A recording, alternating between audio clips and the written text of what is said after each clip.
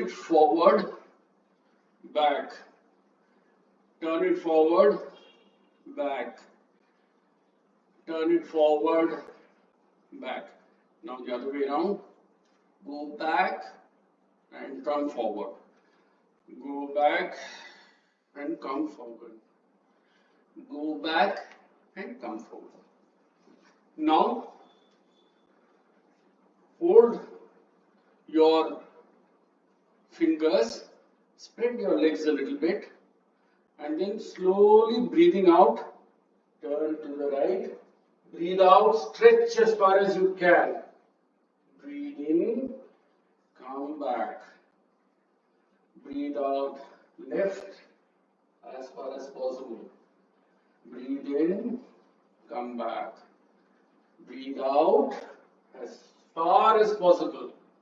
Breathe in, come back. Breathe out, left as far as possible. Breathe in, come back. Swivel, again, keep your feet apart. Swivel your hips as far as you can, as much as possible. This is an important part because the small of your back is a very delicate area. So if you give it exercise, if you stretch it, your parasympathetic and sympathetic systems will get energized. Now we will do Tadasana. So go to a wall, or better still, go a little front of the wall, then come back like this a little bit, and then take one foot as far as possible into the groin area, in between your genitals and your anus.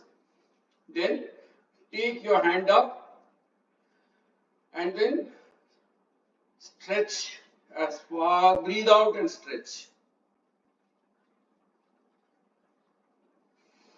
Breathe in, come back. Similarly, the other foot, put it inside, in the genital area, in the Mūladhara. Then breathe out and stretch. Breathe in and come back.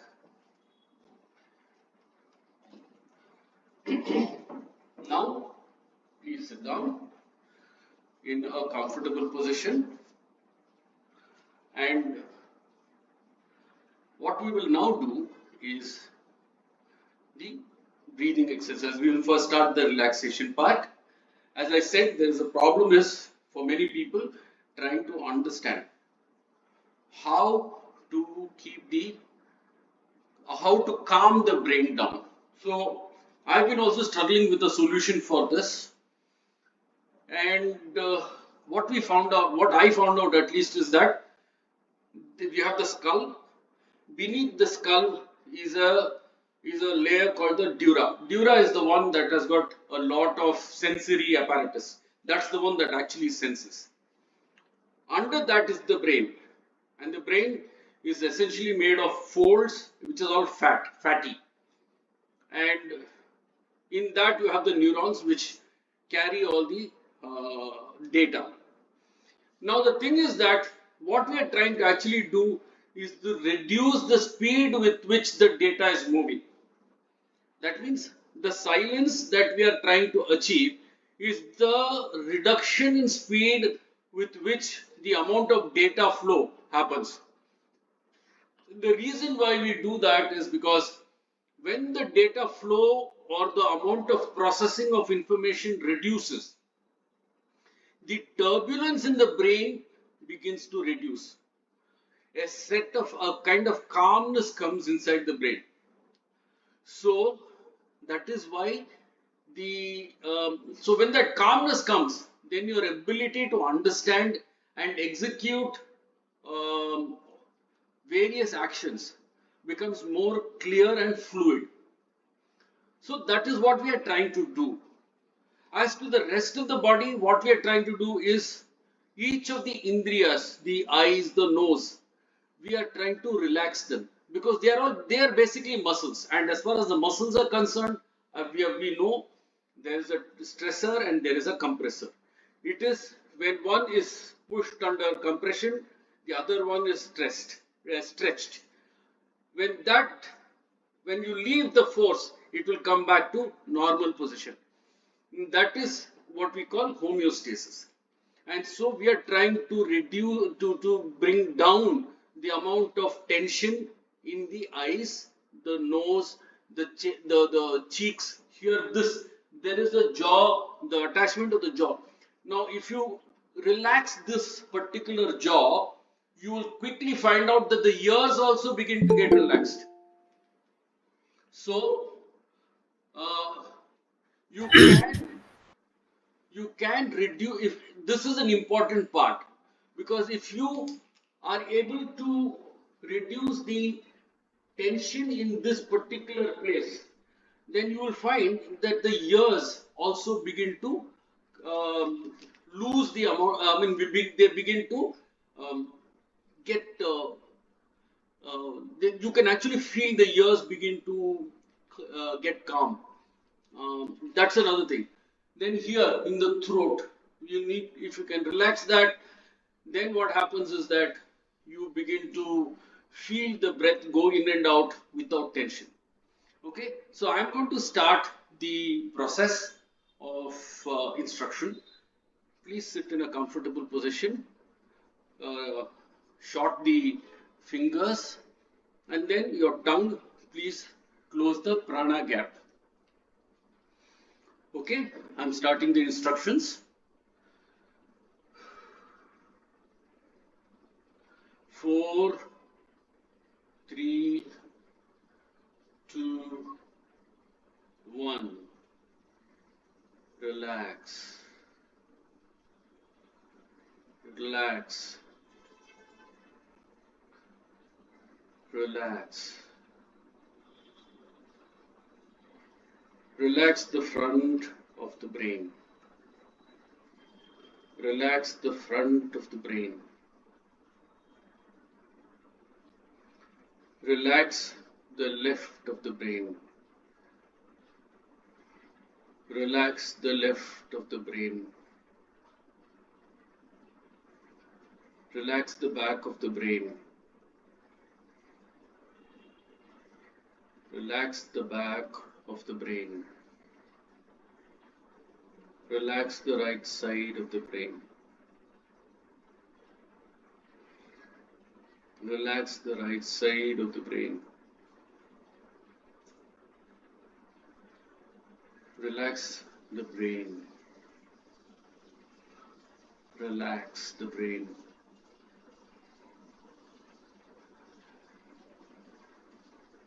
Relax the eyes. Relax the eyes.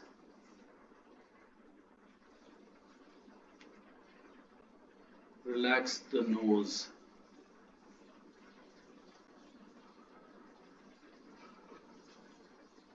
Relax the nose.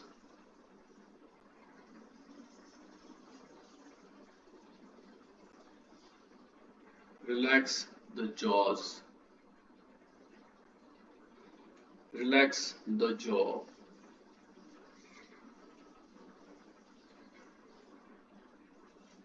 Relax the face. Relax the face.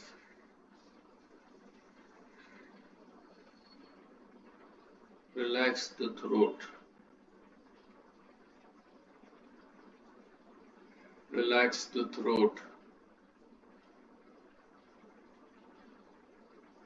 Relax the shoulders.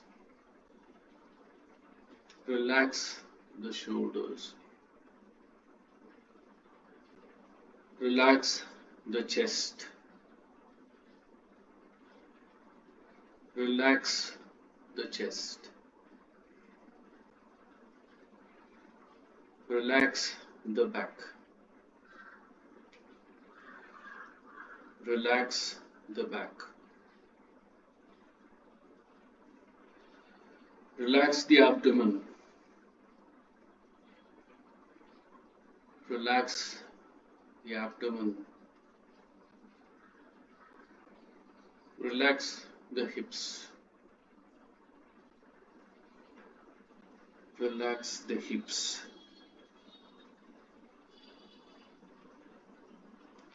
Relax the whole body. Feel the whole body as a unit. Relax. Relax.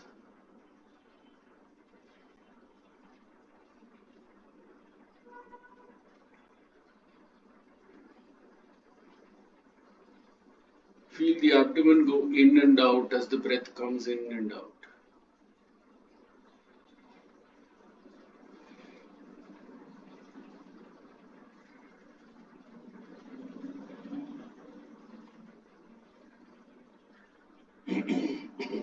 Now look at the breath at the nostril. Observe the breath at the nostril.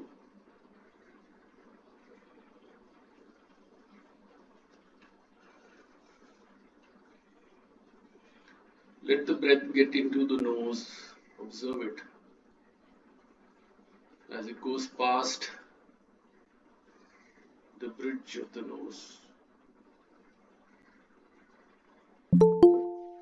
Observe the breath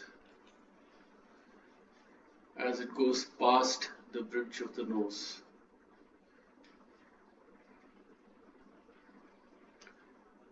Observe the breath as it goes into the throat. Observe the breath as it moves in the throat. Observe it going in and out. But make sure your chest is relaxed and it is the abdomen that is going in and out.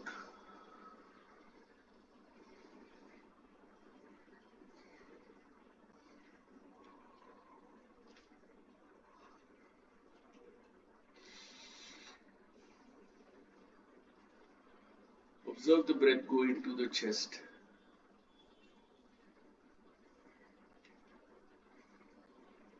In and out.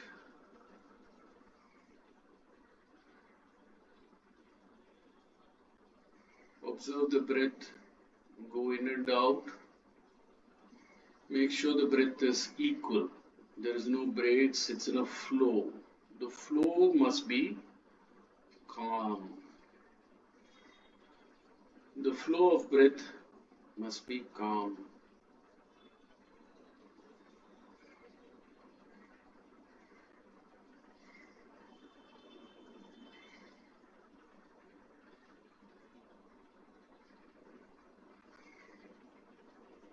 Now we will start controlling the breath. 4, 3, 2, 1. Breathe in. 2, 3, 4. Hold. 2, 3, 4. Breathe out.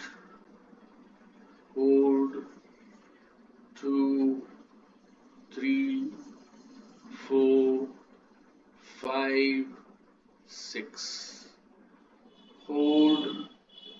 2, 3, 4, 5, 6. Breathe in. 2, 3, 4. Hold. 2, 3, 4. Breathe out. 2, 3, 4, 5, 6. Hold. 2, 3, 4, 5, 6. Breathe in. 2, 3, 4. Hold. 2, 3, 4. Breathe out. 2, 3, 4, 5, 6. Breathe, hold. 2, 3, 4, 5, 6. Relax, relax, relax. Okay, feedback. So far, how have you all been able to manage this?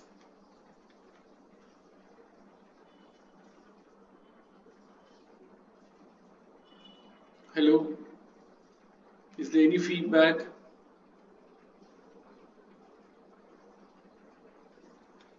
Are you all able to hear me?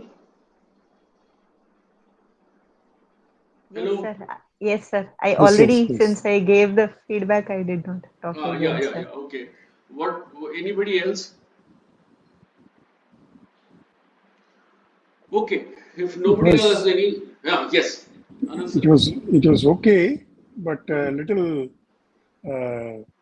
what do you call it? It was not a uniform thing. Hmm. Uh, Hmm. Hmm. Hmm. so Hmm. maybe more practice will be needed. Hmm. Sometimes it goes well. Today was a little bit topsy turvy. Yeah, Oh, okay. yeah. Okay.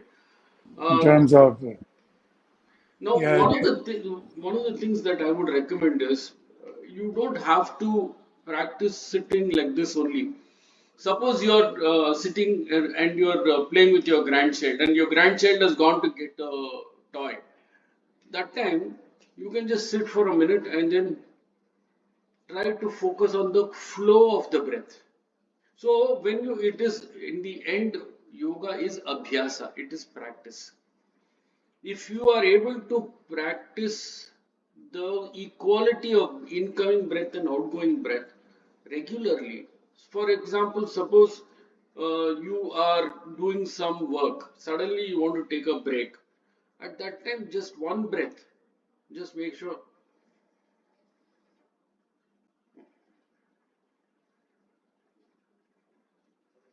So that's all. At that time, when you are doing that, you will realize one thing, that sometimes you keep your throat tight. So you will have to consciously relax the throat. Another thing you must remember is that we have something called the medulla oblongata and the brainstem. These two are very important for regulation of breath. So you can actually massage a little bit. That's why if you massage here, very often you feel stress free. So you can relax here also. And whenever you get the chance, you suppose you're standing in a bus stop, you're sitting in the train, you're sitting in the plane, nobody stops you from practicing equality of breath or flow of breath being um, equal, or flow being without breaks, without judder shakes and things like that. Why don't you try that? So it is abhyasa, yeah, it is only yeah, practice. You can practice it as yeah. long I as you know. want. Yeah, yeah. Okay, so now we will go to Nāḍī-śuddhi. In Nāḍī-śuddhi, what we will do is this. Uh, when the breathing in happens, you will start the the focus, the prajna must be here, the awareness must be here, and then after it goes inside, the the focus comes to the abdomen, and then when you're holding, you will the focus will go to the anus, and as you breathe out, as the abdomen goes inside with the breath, you will pull your anus up, anal sphincter, you have to pull it inside, and then for the bahya kumbhaka, you will hold it, and then again when you are breathing in, you will release it, let the tension go, and then you will breathe in, and your focus will be on the bridge of the nose, or the this is called nasika grade, that is the tip of the nose. So I'm going to start the instructions again. Please sit in a comfortable position. In please close the um, please close the prana flow, and Then, one moment, please. Just a minute.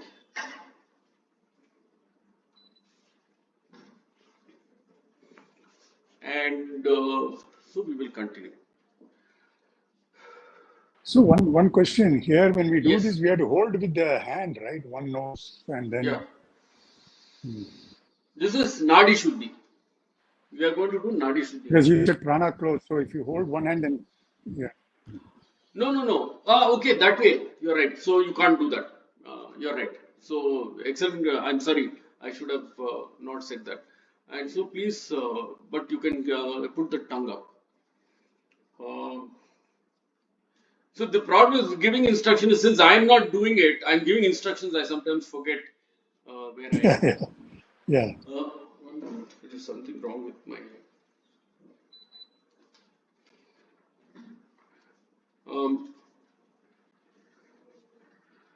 5, 4, 3, 2, 1. Breathe in, left, 2, 3, 4. Hold, 2, 3, 4. Breathe out, right, 2, 3, 4, 5, 6. Hold, 2, 3, 4, 5, 6. Breathe in, right, 2, 3, 4. Hold, 2, 3, 4. Breathe out, left, 2, 3, 4, 5, 6. Hold, 2, 3, 4, 5, 6. Breathe in, left, 2, 3, 4. Hold, 2, 3, 4. Breathe out, right, 2, 3, 4, 5, 6. Hold, 2, 3, 4, 5, 6. Breathe in, right, 2, 3, 4. Hold, 2, 3, 4. Breathe out, left, 2, 3, 4, 5, 6. Hold, 2, 3, 4, 5, 6. Relax, relax, relax. Were you all able to do this without a problem?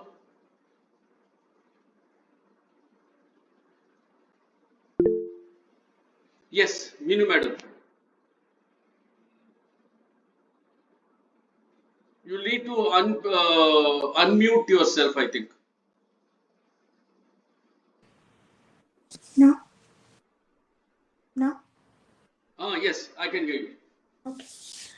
So, the breathing in and retaining and releasing, I was able to do, but I suddenly realized that I didn't understand, or I didn't quite follow what you said about the tongue and all those things that to be coordinated with the breath. That part I didn't understand. Okay, I will take you through The it. breathing part, the breathing in and retaining and releasing and then breathing. That's all I did. I didn't do the other things like which you said, the hand and the tongue and all of the bandhas that you actually mentioned. Why did but you have been doing this for so many weeks. What happened suddenly? Sir, I'll be very honest. I don't want to lie. Due to after the Deepavali and the Kartika month, the festival came. That time I was very busy. I could not do all those things. Okay, now you'll be able to start. Yes, sir. because the festivals are all finished now until Sankranti. But you keep a specific slot in the morning for practice, no? I practice the that kapālabhātī, sir. I know you have a particular affection for kapālabhātī. That I know. Sir, it is not affection. It is the only thing I clearly know supposed to be done. The rest of it is a complete hodgepodge for me. Because as a homework, I do not know what is expected of us to do specifically in detail from one week to another week. What we are supposed to do in between is what something I don't know. Oh, okay. So the only thing was kapālabhātī, so I practice that. That's it. Okay, so I'm going to give you clear instructions on what you are supposed to do. Okay, Yeah. First, suppose you are getting up at a particular time and you find that that time is not enough. Please get up 15-20 minutes before that time that you normally get up. That time must be kept sacrosanct. It is your time, me time. Okay. Let me give you an example. I generally get up at 6, but when I used to work, I used to get up at 5:30 because I needed that half an hour for my yoga practice.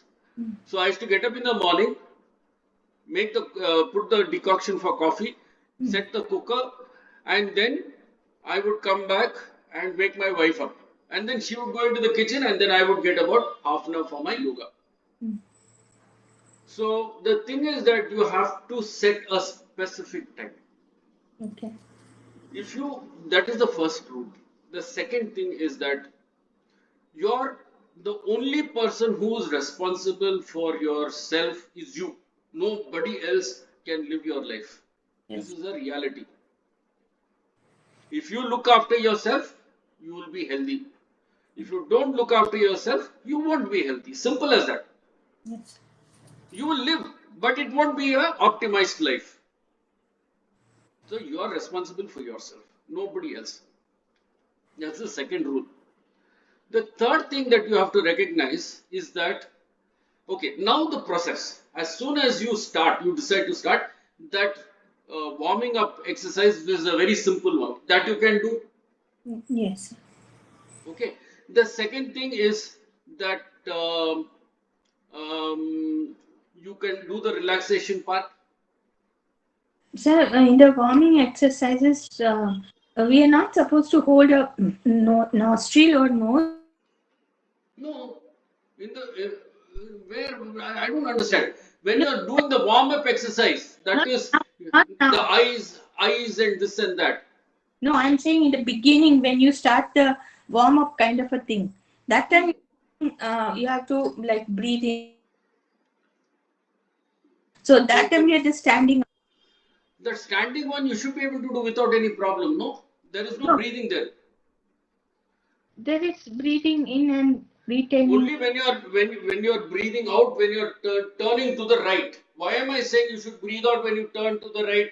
Because if you have air inside your abdomen, you will not be able to breathe out. You will get stomach cramps. Okay. You understand? See, Yeah. suppose now I'm standing. If my air is inside when I'm turning, it will block my movement of my abdomen. No. Yes. So when I breathe out and turn, what happens? I can turn better. Yes. Why am I saying you should turn? Because there are a lot of gases in the stomach, in the abdomen. And so what happens is when you turn, all those gases begin to get moved out. So that is called peristalsis. So also you'll be able to pass motions better. It will increase the movement of your bowels. So this is morning you can do that. Thereafter, you can easily do breathing in, breathing out. That is basically to relax the brain, relax the body, and bring your focus to the breathing of the air in and out without any breaks. Okay. And then like how we did now, that one. The one before. Then now what we did, you can do. Okay. It's simple as that. It will take you 20 minutes and then you do your kapālabhātī. Okay. So if you do this for 20 minutes every day, you will be reasonably, it will give you a sense of, that it will give you some energy to move through the day. It has Also, to be first thing in the morning, or you can do when you get time. when you first thing in the morning, just as you eat at a particular time, no, this Yeah. also has got to become part of your day. Like how I'm doing kapālabhātī in the morning. Like that same time I do this. Correct. The second thing is, whenever suppose you're cooking, you're cleaning, you have to tell your body to relax. Suddenly you will get stressed out. I'm not good and this is getting late, this is well. That time you should consciously say, relax, relax. Focus on what you're doing. Bring the ekagrat to a point where your entire body, your consciousness, your awareness, the awareness of what you are doing is in the present. You are trying to separate your emotions from your actions. Can you do that? Yes, sir. If you are right, let me give you a simple example. If when you are in an exam, suppose you are trying to write an exam, if you start worrying about the result, will you be able to write the exam? No. No, na?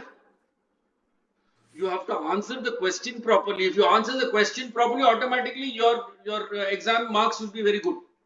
Am I correct? You are saying basically be present to the work you are doing. Correct. And your awareness must be completely in the present. That is what Sri Krishna calls sthita prajna. That is the awareness of the present. Okay. Situational awareness. Your awareness is in the present. Okay. If you can do this much, then your responsibility is automatically you are practicing yoga. You are practicing yoga 24/7. That means, what am I trying to tell you? Don't separate yoga from life. Make yoga a part of your life. Okay, sir. So if you so from now on, Minu madam, if you say that I didn't get time, I'm not going to accept that excuse. No, actually, honestly, I didn't know what I'm supposed to do during the week time that people come and say one thing. So I thought they all do what they feel like doing, and I don't even know what I'm supposed to do. So I was quiet until the kapālabhātī. Why did you not send me a message that I'm getting confused?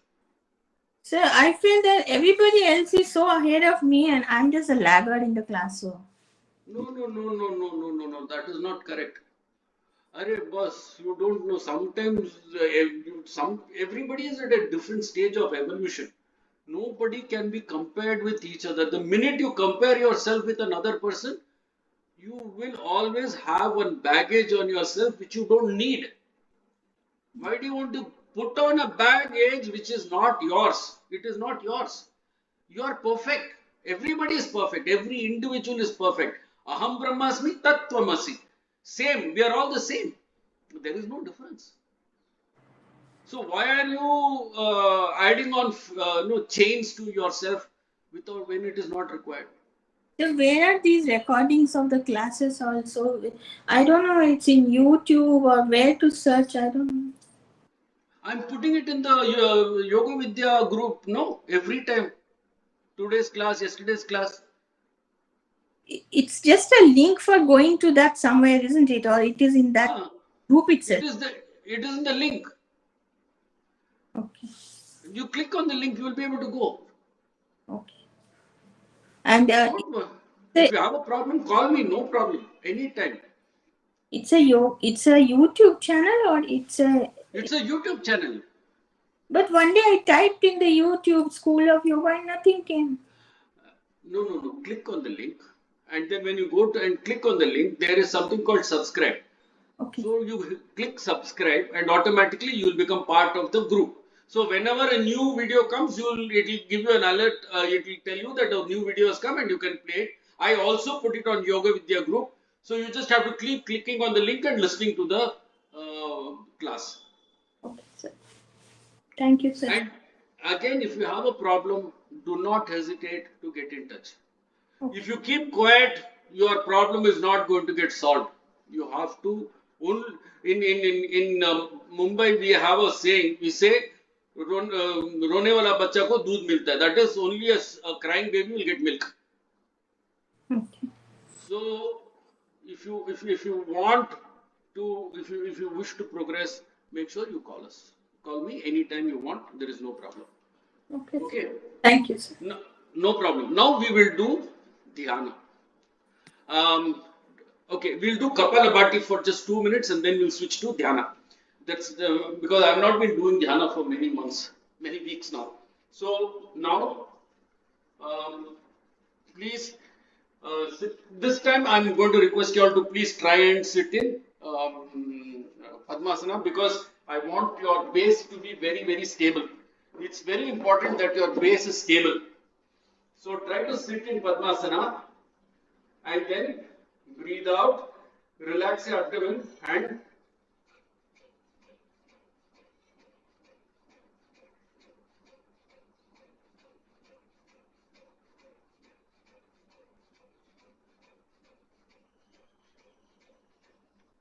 so you can do like this.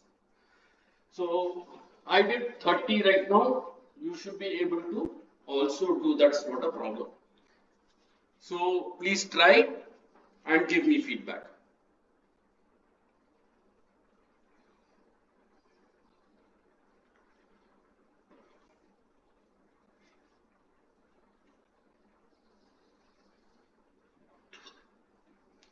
Has anybody got feedback?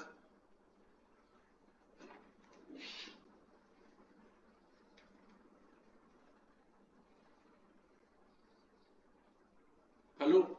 Were you all able to do kapālabhātī?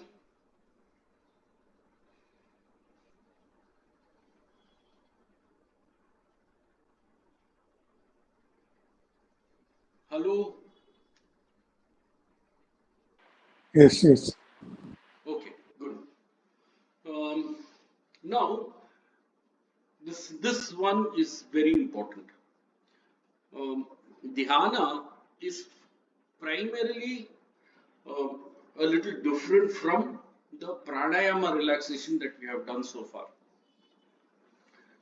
Now, in pranayama, what we did was to focus on the breath going in and out in a calm manner. Now, so after you have asana, pranayama, there's something called pratyāhāra.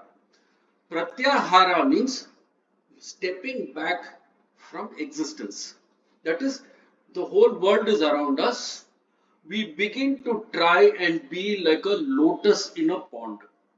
That means that whenever something comes to us, we view it a little detached in a dispassionate manner. So, while we have our daily relationships that are coming and going, people come, people go, people are saying so many things, we do not allow it to impact us. If I was to put it all in a nutshell, what I would say is that if you cannot control the outcome of any event, do not allow it to affect you. Am I coming across? If you are unable to control the outcome, that is, the outcome is not in your control, there's no point in you worrying about it. It is a wasted emotion. So you have, that is pratyāhāra, moving back from, you only do what you can control. And the only thing you can control is yourself. Up to, even that is not complete. You have to practice the control of the self. So that is pratyāhāra. So the yama, niyama, asana, pranayama, pratyāhāra forms what is called kriya yoga. As you begin to get proficiency in this yama, niyama, asana, pranayama, pratyāhāra, and the reason I am not teaching asana here is because since it's a physical movement, if something happens, if I am not there, I will not be able to see how much your body is being flexible. That is why I am not teaching asana directly. Then pratyāhāra I have explained. If you are not in control, don't do it. Step back and watch it like a movie, like as if something is happening, without actually getting engaged in it. Then we next come to samyama yoga, that is dharana, dhyana, samadhi. And that is ultimately the goal of any yoga, whether it is bhakti yoga, jnana yoga, karma yoga, or any yoga. The whole point is essentially to reach samadhi. So now, what is samadhi? Samadhi is defined by Patanjali as chitta vritti nirodha. Now, what is chitta? Chitta is a postman. Now, how do I know that this is a mouse? I will know it is a mouse because it has certain characteristics of a mouse. How does that characteristic come to me as an individual? That means it presents itself. The mouse presents itself to me in a particular manner through my indriyas. That is, my eyes see it, I smell it, I can smell it, though it's stupid, nobody smells a mouse. Then I feel it, I know that it has got a roller and things like that. So all my senses tell me that this is a mouse. But how did the various attributes of the mouse get transferred to me in the form of a sense? And that is by chitta, by consciousness. This thing has a consciousness. Even though it has no life, it is still able to present itself to me, because it has got a form, a consciousness. That form and its various what you call behavioral characteristics, its own characteristics, they manifest, and then in the form of a consciousness that comes and hits me. And within myself, within my own intellect, my own system, the consciousness gets converted from data, raw data, which is given to me by the consciousness that has come to me. That raw data is then collated in a particular place called the manas. Manas is Manas is often called the mind. It is not the mind because there is no definition for a mind. The mind itself, if you ask anybody, can you define a mind? Nobody will be able to define a mind. So the manas is not the mind. The manas is the point of cognition, where all the cognitive apparatus put that information in one place. That is, my eyes tell me it is a mouse. These are the characteristics of a mouse. My touching tells me that the mouse touches like this. If I wanted to smell, if I wanted to taste it, they will give me certain pieces of information. All of that is collated in the manas. Then the manas compares it with the buddhi. The buddhi is the intellect. It is the storehouse. Buddhi is memory plus the logic. That is, as a child, I am told this is a mouse. This is what a mouse should look at. Who gave it the name of a mouse? I never questioned it. It is called a mouse. Why did nobody call it a cat? Nobody knows. It is called a mouse. So I accept it is a mouse. But a mouse must look like this. This has been told to me. So I know that my memory retains the cognitive features of a mouse. That is in my memory. So when I see something similar to this, I am able to my indriyas, the consciousness of the mouse comes into my manas through my indriyas, it is then collated at the manas compared with my memory and my logic that a mouse should look like this. So there is a handshake that is given. That handshake then gets converted into an outcome. That is my ahankara. So I am my sense of self-worth. If it is a jadam, if it is something that has no senses, then obviously it is a one-way relationship, or it is a relationship which is predominantly one way. The thing is that when you then begin to look at it that way, that gives you a feedback. That biofeedback that you are receiving inside yourself tells you that I am this. And this then converts itself into an outcome, depending on who you are and what time you are. If you are in a different mood, you might immediately throw that mouse. So that is rajas.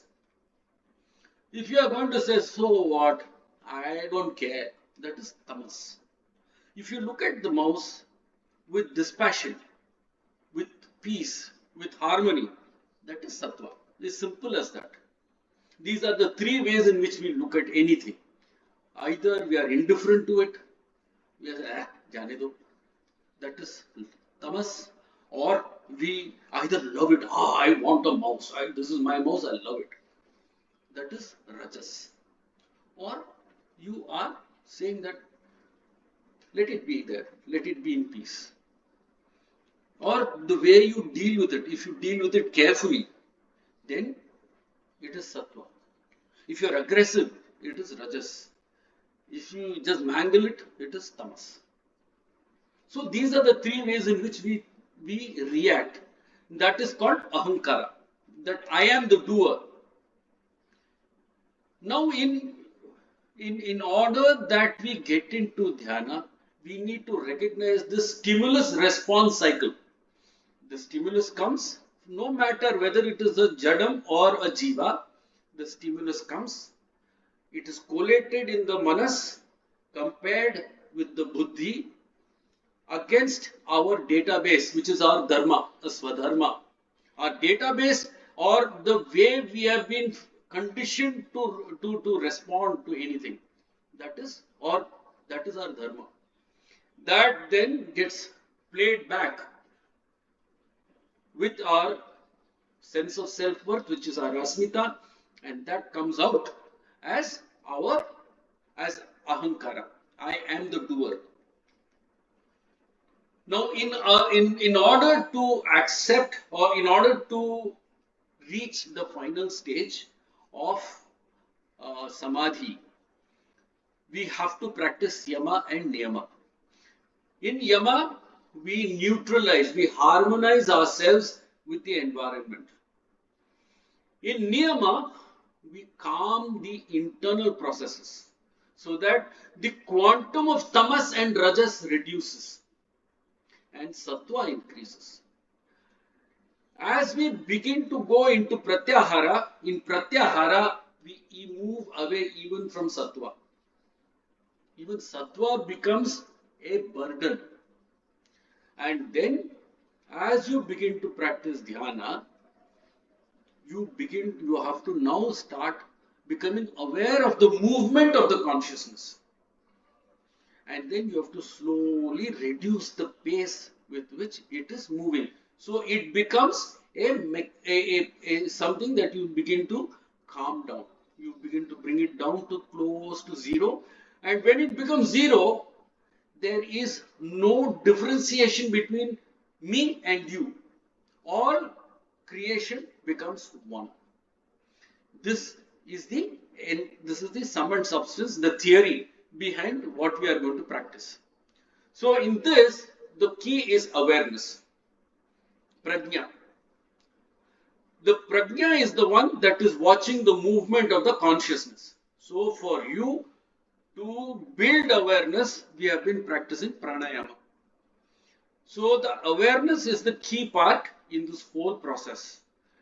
So as you begin to get aware, you begin to practice, you will then be able to slowly reduce the pace with which the body is moving, the consciousness is moving within the body. The prana begins to stabilize, calm down. So now what we'll do is we'll quickly do a little bit of dhyana, and then we will close down for the day, and then we will go to Bhagavad Gita. But in this process, I will ask you for a feedback. You can think about what you want to give us feedback. But let us now go into the dhyana part because we are running out of time. So please sit. If you can sit in Padmasana, please sit in Padmasana. Otherwise, sit in a comfortable position. Here, comfort is more important because anyway you are going to be stable. So keep your make sure you can be in Chin Mudra, you can be in this Dhyana Mudra, no problem. So now it is only about relaxing the brain. Relax the brain and focus your awareness on the movement of chitta inside your body. That is, you'll feel a buzzing sound. You'll see all kinds of, you'll be able to feel a congestion or a depletion of energy within the body. So start by relaxing the brain. Relax the brain.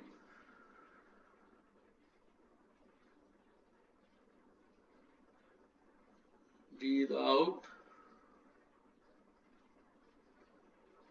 Breathe in. And the interval between breathing in and breathing out, you will experience a silence.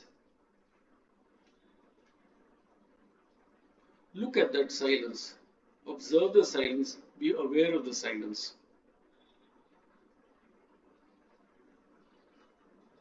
Now relax the head. Relax the eyes.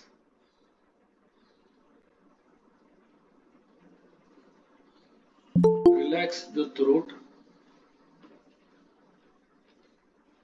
Relax the throat. Relax the chest.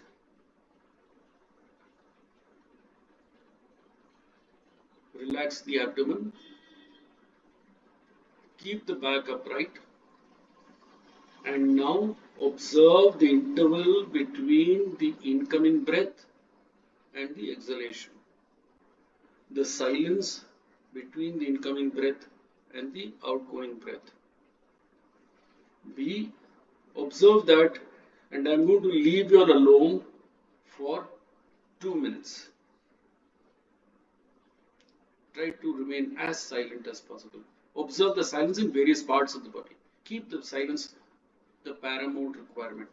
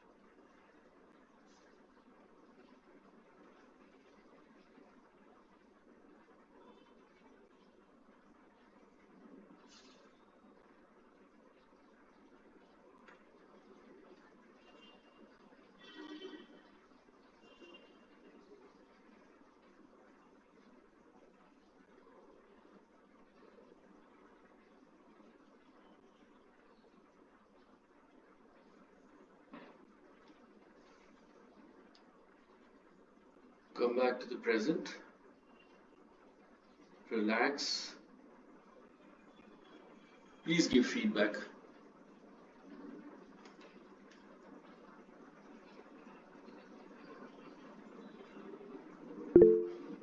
Yes, Meenu madam. So, when we're breathing in and out, so breathe out when all we feel that our lungs are emptied, and there is no in between that retaining thing we were doing in the pranayama. So immediately the breath, in breath starts coming in. So the gap is not there. The gap that you told. See, we exhale. Yeah, I understand what you're saying. See, the issue is that this is after many weeks we are doing this. So it is likely that you will experience a problem in the trying to find the silence between breathing in and breathing out. That is a natural thing.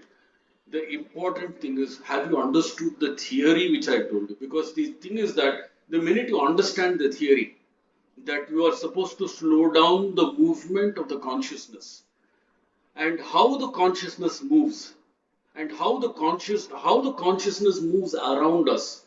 If you are able to understand that, then slowly the implementation can be done, because you are if you don't understand that, then what you will do is that you will continue to keep struggling to find that silence.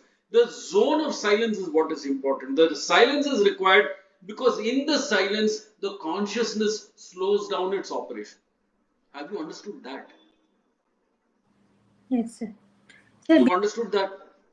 before the practice, you've been talking for about 5 minutes, right? In that, task, because you said first we'll go into this. First one you said was that the even in an inanimate object, the consciousness is there. So my thinking was immediately, when some person is dead now, okay, why is that? So that thing is not anymore living being, right? Yes. But are you saying that they will still retain the consciousness? And if so, after the body has been cremated or buried or whatever, where would that consciousness go, or will it get destroyed, or what will happen? Okay, now that we are coming into Bhagavad Gita part, so that I'm going to definitely take that in the next class. Okay. That's not the problem. But focus on this part. This focus on because everything is now see, the Bhagavad Gita part is the movement, the how the soul moves and things like that. This is yoga vidya is how to achieve moksha. Ultimately, you have to achieve moksha. If you don't achieve moksha, you have wasted your life. Yes. Each of us has got that requirement and the responsibility. Otherwise, you will never be able to answer the question, who am I? Why am I alive? And that is essentially being answered by Yoga Vidya. So the business of living life, Atma, is there in Bhagavad Gita class. So we will attend to that. The question is this practice of silence, achieving silence. So have you been able to understand the process? The silence that you mentioned, basically it is that nanosecond, maybe as of now, it is not stretched so much. That is okay. Of when we have exhaled and we have not yet inhaled. There's a small gap there. Yeah. And that you will, once you get that hold, it will become your anchor. Once you anchor yourself in that silence, nothing can change you. But here is the issue. If before this one, we were doing several exercises, right? And them like the Nāḍī-śuddhi and pranāyāma and all that. In all of them, we breathe into a count of 4, whatever. Then what do? We hold the breath, right? Then we are releasing the breath. So that holding time is when we are neither breathing in nor breathing out. So isn't that the same? Yes, understood. That is a starting point for this. Okay. See, that is the starting point. There you are forcing the breath. Here, the silence is natural. No, there we are not forcing the breath. There we are neither inhaling nor exhaling. We are just holding it, no? You're jabardasti holding it, no? The natural process is for the breath to go in and out, right? Yeah, we are kind of controlling it. You're controlling it, no? Here there is no control. There is only silence. It's a natural silence that occurs. Yeah. It is a natural silence. That silence is permeating through every part of your being. That silence must become you. You must become the silence. Oh my God, that will take so much practice. That's why it is called yoga is not easy. It's called abhyasa. That's what Krishna says, no, abhyasa. How much practice one requires to become the whole silence ourselves. That is what the universe is. It's silence. That's what you're supposed to find out. Yeah. Okay. Ramon sir. Over the few weeks that we have been doing that, I think silence is not God, but it's calming down, calm. I'm able to get much more calmer, lesser thoughts and lesser things than before. That silence not even reach for a few seconds. So, but definitely it's coming down. No, it is calming down. We are on the right. I think I am on the right path slowly. Sir, it's a lot of hard work, sir. I know. I'm not able to achieve it at all. Incidentally, for all of you, I am not able to achieve it at all. I sit and my brain is like a monkey. That's what Arjuna keeps telling Sri Krishna. It's chanchalat. It is like a. It has no. It is out of control. Yes. So it is a natural process. You have to sit and you have to practice. There is no choice. It's going to take a long time. Yes. It is a lot of hard work. Yes. It is a lot of effort. You have to apply. Yes. Okay. Anybody else has any inputs? Jayshree madam. Yes. When is a good time to practice this, or is there, any time of the day is good enough to do this? Okay. Now I will give you my personal experience. Okay. Okay, yeah. A long time back when I was working, I tried to separate yoga as a separate exercise. I realized it was not going to work. So I integrated yoga into my daily life. I try very hard to focus on the moment. That is the sthita prajna. Now, I try to breathe in and breathe out. Like for instance, my job was that of testing a vehicle and repairing a vehicle and things like that. So when I used to sit in the vehicle and test the vehicle, I would actually try to become one with the vehicle. So I would try to integrate myself into everything. So I'm trying to make yoga into my life. Similarly, suppose you are cooking. When you are applying your knife to the vegetable or whatever, or when you are putting salt, if your entire consciousness, your entire awareness is on the salt, you are in sthita prajna. You are in the position, you are in the present. The ultimate objective is to be in the present. And then afterwards to make the silence part of the present. That is samyama yoga. That is, you have become part of the nothing, of that which exists. That is the Brahman. This is what I have been experiencing, that while doing the practice, I'm more conscious of, I have to do this. There is more a methodology that is being followed. But otherwise, sometimes I'm just looking out through the kitchen window and looking at a hawk fly. So suddenly I find myself, I'm just only looking at the hawk, and my entire focus was only on the hawk. So, suddenly I have to come back, and it's like I have to shake myself out of that. It's like that. You forget yourself. There is nothing. You don't exist. Yes. But that is a great stage. But then at one point, you will not see the hawk also. The hawk will be another Atma. That's very nice. It's called Shushupti. So that stage is Shushupti, that is formless, Nirarupa. There is no Rupa. You will be able to see all forms. You will see only souls everywhere. And then at one point, you are everything. There is nothing there left. That will take lifetimes, I think. That is why we have to now come back to Srimad Bhagavad Gita and see what Krishna has to say about it. Very nice. I'm waiting. Thank you. Okay, Yeah. no problem. Okay, I'm going to shut this down